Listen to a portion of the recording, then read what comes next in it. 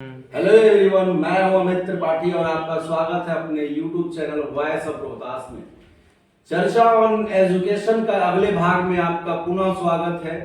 आज हम जिस गुरुजी से मिलेंगे उनके पास लगभग शिक्षण क्षेत्रों का 20 वर्षों का अनुभव रहा है। चलिए आइए बातें करते हैं आज के सिनेरियो में और आज के एजुकेशन में क्या देखा जा सकता है। गुरुजी, आपका चैनल में जुड़ने के लिए बहुत बहुत धन्यवाद। अपने दिनचर्या से बहुत मूल्य समय निकालने के लिए भी धन्यवाद। स्वागत है आपका अमित जी, और हार्दिक इच्छा है कि जिस क्षेत्र में आप हैं जुड़ रहे हैं, आगे बढ़ते रहें। आप यहाँ के विद्यार्थी रहे हैं और कोई भी विद्यार्थी आगे बढ़े, बहुत हमारे लिए खुशी की बात है। जिस क्षेत्र में जो जाए आगे बढ़ते जाए। गुरुजी, हम जानना चाहेंगे कि जो पहले का शिक्षा व्यवस्था था और आज के वर्तमान शिक्षा व्यवस्था था, पहले से बेहतर कैसे है, थोड़ा बताइए। वॉइस ऑफ रोहतास के जितने भी व्यूअर्स हैं, जो स्टूडेंट्स जुड़े हुए हैं, उन्हें इस बात की जानकारी होनी चाहिए कि पहले की व्यवस्था से आज की व्यवस्था में क्या अंतर है और क्या फायदे हैं। पहले का मतलब आपका कब से है? अलग अलग समय में शिक्षा की व्यवस्था अलग अलग तरह की थी। एक समय था जब कोई भी राजा हो या कोई भी व्यक्ति हो, गुरुजी के आश्रम में बच्चों को भेजा जाता था। कितना भी बड़ा राजा हो तो गुरुकुल में जाता था। तो एक तो वह समय थी। उस समय क्या था कि विद्यार्थी का गुरु के प्रति समर्पण था। जो गुरु जी कह रहे हैं, जैसा कह रहे हैं, वो पूरा का पूरा विद्यार्थी लोग उसका अनुकरण करते थे बिना कोई सवाल उठाए। यहाँ तक कि राजा भी गुरु जी के ऊपर सवाल नहीं उठा सकता था। लेकिन आज का समय है कि हर जगह तर्क के कसौटी पर विद्यार्थी लोगों के द्वारा गुरु जी को कसा जाता है। और अगर कोई गुरु बात कहे तो विद्यार्थी उसको जरूर संदेह की दृष्टि से देखते हैं। इसका मुख्य कारण है कि शिक्षा का व्यवसायीकरण। शिक्षा अनमोल होती है, ये समझना चाहिए। इसका कोई मूल्य नहीं होता है। लेकिन शिक्षा का व्यवसायीकरण हो जाने से इस प्रकार का विद्यार्थी लोग का भी व्यवहार हो गया है, जैसे कि हम दुकान पर जा रहे हों, हमको ये चाहिए और ये नहीं चाहिए। तो शिक्षा का व्यवसायीकरण का एक मुख्य कारण भी है आर्थिक युग यह हो गया है। सारी व्यवस्थाएं अर्थ के ऊपर ही निर्भर है।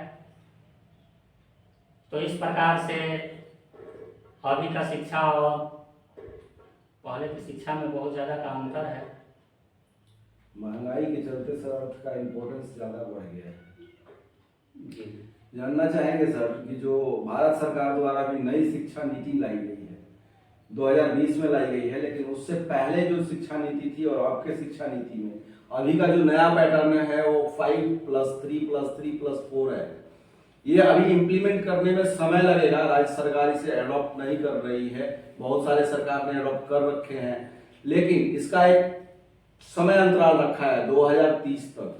सर, पहले की शिक्षा नीति जो थी और अब उसमें उसका क्या तालमेल होगा, बच्चों पे क्या असर पड़ेगा, उसका क्या मतलब फायदा हो सकता है? देखिए, अभी जो वर्तमान में चल रही है शिक्षा नीति, कहने का मतलब कि जो पुराना था जी 2020 से अभी सरकार के द्वारा जो कागजों पर लागू कर दिया गया है। जी। तो इससे पहले ये जो हम लोगों का परंपरागत अभी चल रहा है शिक्षा नीति, यह बेरोजगारी को और आपराधिक घटनाओं को रोकने में नाकामयाब रहा है। ये बेरोजगारी का बढ़ना, आपराधिक घटनाओं का समाज में बढ़ना, इसका मुख्य जिम्मेदार शिक्षा नीति ही है। क्योंकि शिक्षा, इसके लिए शिक्षा का हमें मुख्य उद्देश्य को समझना चाहिए कि आखिर हम लोग पढ़ लिख रहे हैं, शिक्षा प्राप्त कर रहे हैं, तो इसका मुख्य उद्देश्य क्या है। शिक्षा का मुख्य उद्देश्य होता है सुखी और संपन्न समाज की स्थापना, चारों तरफ खुशहाली हो, वैसी शिक्षा जिससे दुख बढ़े, अपराध बढ़े, बेरोजगारी बढ़े, तो ऐसी शिक्षा हम क्यों प्राप्त करना चाहेंगे। तो अभी जो परंपरागत शिक्षा व्यवस्था थी, इसमें बहुत सारी कमियां हैं। और अभी देखिए विद्यार्थी लोग का भी ध्यान होता है अधिक से अधिक अंक लाने पर। अभिभावक भी चाहते हैं कि हमारे बच्चे का ज्यादा से ज्यादा अंक आए, नंबरों की तालिका में उलझ पड़े हैं। जी। तो ज्यादा से ज्यादा नंबर लाने के लिए वो तो ठीक है, आप परीक्षा में सफल हो जाएंगे, जो कि होना भी चाहिए। आप जी अच्छा नंबर लाना वो अच्छी बात है, परीक्षा में तो आप सफल हो जाएंगे, लेकिन वैसी शिक्षा से आप जीवन में सफल नहीं हो सकते हैं। जीवन में सफल होने के लिए बहुआयामी शिक्षा की आवश्यकता है। बहुआयामी शिक्षा का मतलब कि उसमें खेल भी शामिल होना चाहिए, उसका भी वो एक भाग है। ज्यादातर अभिभावक या विद्यार्थी ये जो विषय की परीक्षाएं होती हैं, इनका विषय लिमिट है, तो पूरा का पूरा छात्र को, विद्यार्थी को आत्मनिर्भर बनाने के लिए उसके जीवन में जो आने वाली चुनौतियां हैं, बहुत सारी कठिनाइयां हैं, केवल परीक्षा नहीं पास करना अंतिम पड़ाव नहीं है, यह एक सीढ़ी है केवल। तो जीवन में आगे बहुत सारा संघर्ष मिलेगा,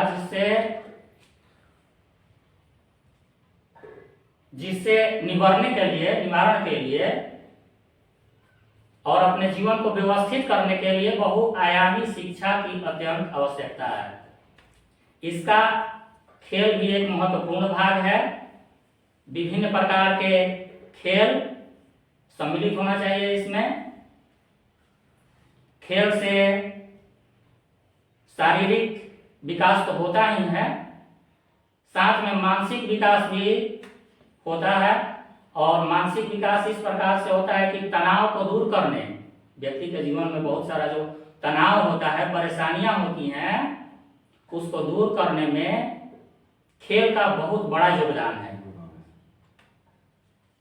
तो शिक्षा का अनिवार्य अंग खेल होना चाहिए। अब यहाँ पर गार्जियन या विद्यार्थी क्या लगे हुए हैं कि पूरा सब छोड़ छाड़ करके केवल जो विषय है परीक्षा उसमें उत्तीर्ण हो जाए, ज्यादा अंक आ गया तो समझा जाता है कि नहीं अच्छा विद्यार्थी है, वो ठीक है। हम ये नहीं कह रहे हैं कि वो खराब विद्यार्थी है, वो अच्छा है, लेकिन और भी सारे उसके गुणों को विकसित करने की आवश्यकता है।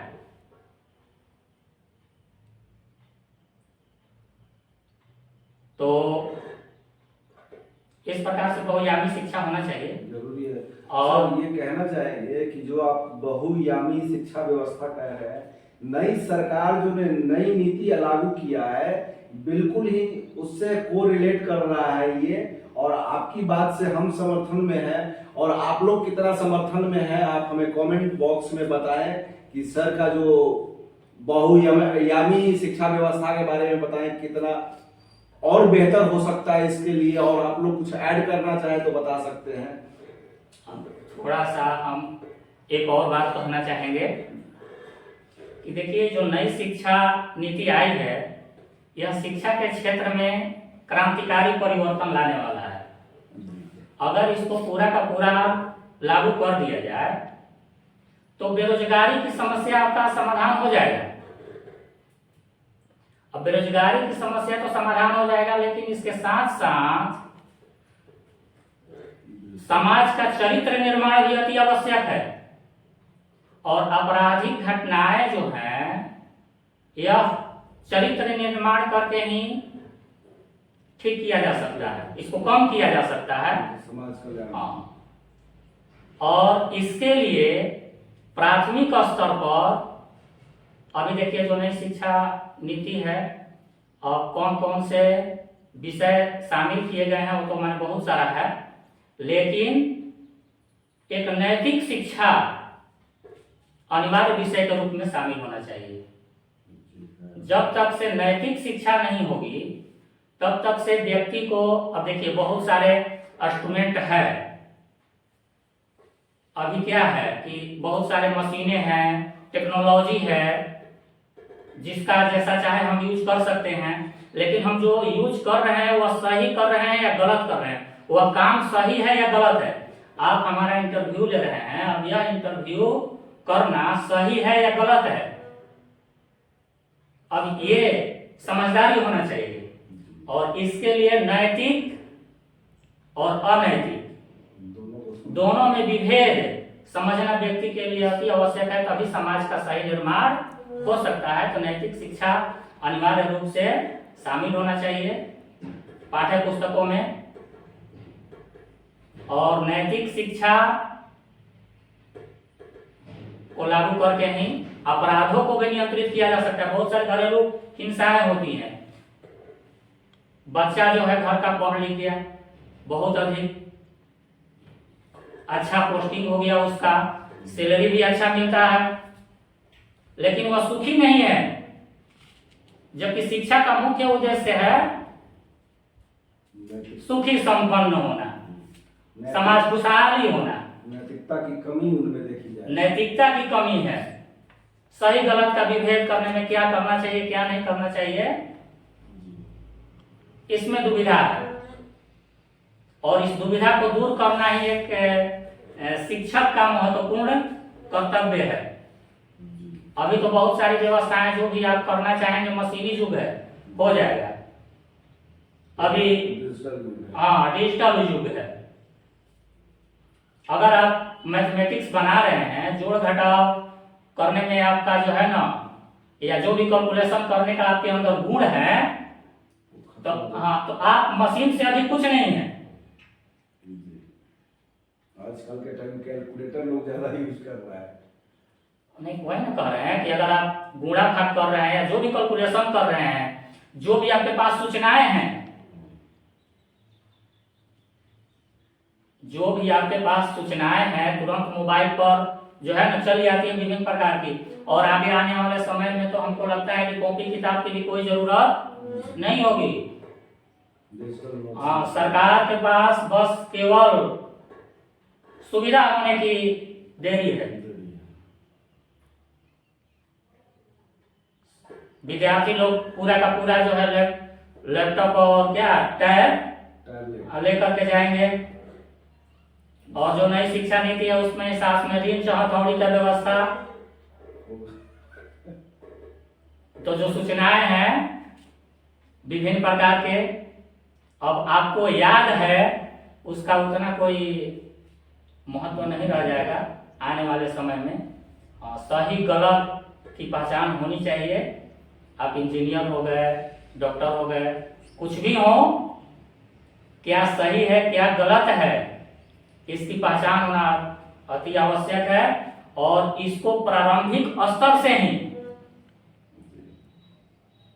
जरूरी है समझाना बतलाना। और इसके लिए नैतिक शिक्षा अत्यंत आवश्यक है खुशहाल समाज के लिए। और तनाव मुक्त रहने के लिए, तनाव मुक्त व्यक्ति होता है तो बहुत ज्यादा एनर्जी होती है, तो विभिन्न प्रकार के खेलों की व्यवस्था होनी चाहिए। गार्जियन को भी चाहिए कि बच्चों को जो खेल रहे हैं आउटडोर गेम, तो उसमें व्यवधान न डालें। अब ये नहीं कि बहुत सारे बच्चे होते हैं कि बैट लेकर के पूरा दिन गली में मोहल्ला में खेलते रहते हैं, तो ये अशुद्धि है।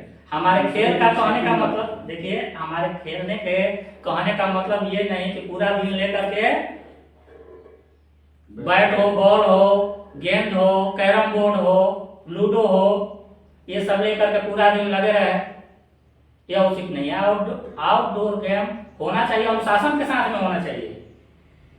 और साथ में अभी बच्चों में एक खास त्रुटि आ रही है, जिसकी शिकायत गार्जियन करते रहते हैं कि बच्चा जो है मोबाइल पर पबजी और क्या क्या वो पूरा खेलते रहता है।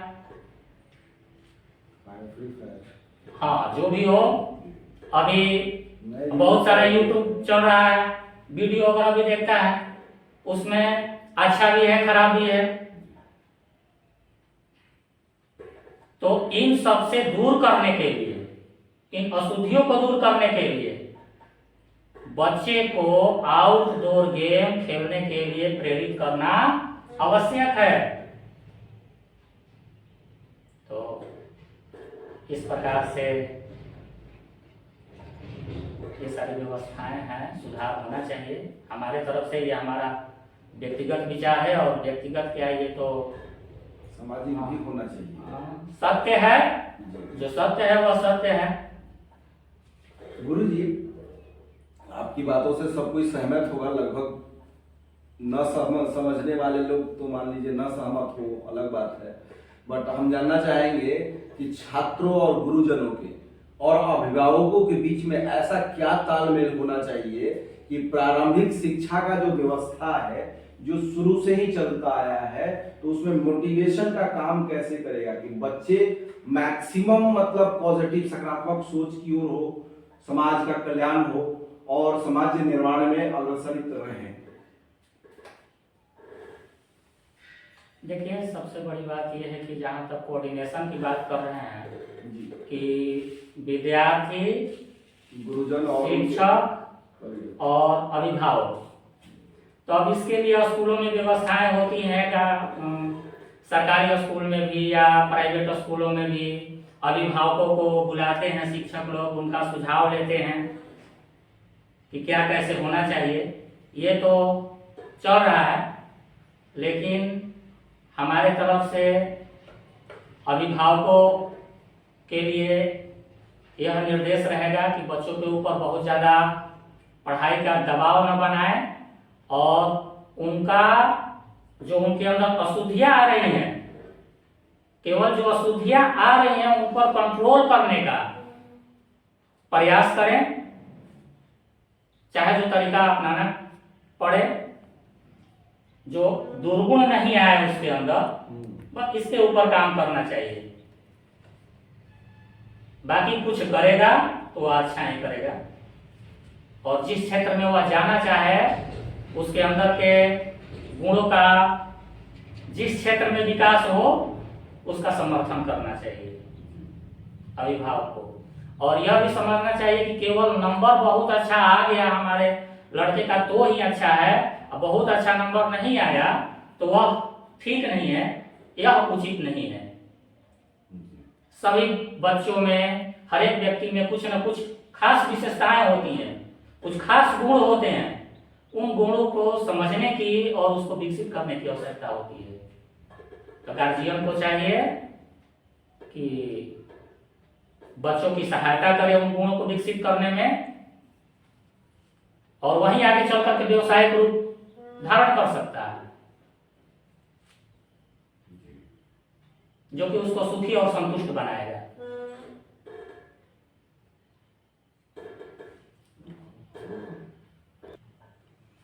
हमारे इस तरह के वीडियोस के देखने के लिए हमारे साथ जुड़े रहिए, और समाज को अपने कल्याण के लिए, समाज निर्माण के लिए ऐसे पॉजिटिव और सकारात्मक सोच का फैलाव करते रहिए और जागरूक रहिए।